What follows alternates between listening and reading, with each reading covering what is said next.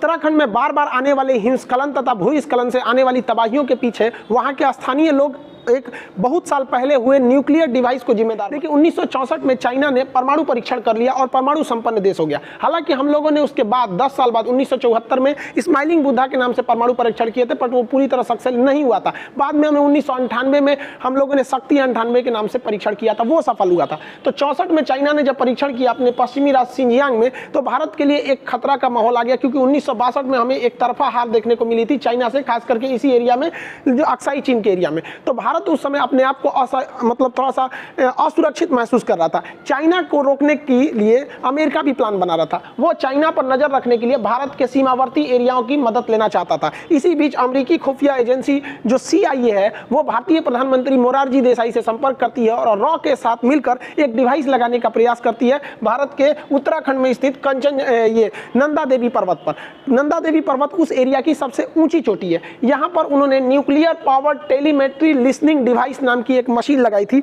ये मशीन के अंदर प्लूटोनियम था। जापान में जो पहला परमाणु बम गिराया गया था उसका नाम था लिटिल बॉय। वो लिटिल बॉय जो था 6 अगस्त 1945 को जो गिराया गया उसमें यूरेनियम भरा था। लेकिन 9 अगस्त को जो परमाणु बम गिराया गया उसका कोड नाम था फैट मैन, उसमें जो था वो प्लूटोनियम था। तो इस प्लूटोनियम के पावर से वो चल रहा था ये डिवाइस। इस डिवाइस को बस एक बार पावर दे दीजिएगा तो 100 साल तक के लिए ये डिवाइस काम करनी थी। इसे 1965 में लगाना था। इसे उत्तराखंड की सबसे ऊंची चोटी नंदा देवी पर लगाना था। इसके लगाने की जिम्मेदारी दी गई, भारतीय सेना को भी इसकी जिम्मेदारी दी गई। और यहाँ पे जब इसे लगाया गया तो ये काफी भारी डिवाइस था, वहां ले जाया गया। तो डिवाइस वहां लगाने की जब तैयारी पूरी तरह हो रही थी तो वहां मौसम बिगड़ गया, वहां हिमस्खलन होने लगे, जिस वजह से वहां के लोग वापस लौटने लगे। लेकिन मौसम इतना खराब हो गया कि इन्हें मजबूरन मशीन वहीं छोड़ के वापस लौटना पड़ा। आज भी वो मशीन वहीं पर है 1965 से लेकर, और इसका जो टाइम पीरियड है ये 100 साल है। तो वहाँ स्थानीय लोगों का कहना है कि शायद इसके रेडिएशन से बार बार ऐसी घटना हो रही है। हालांकि इसे खोजने के लिए बहुत बार प्रयास किया गया था, लेकिन अब तक सफलता नहीं मिली है कि ये डिवाइस कहाँ है। लेकिन हाँ, इतना जरूर है कि अगर ये डिवाइस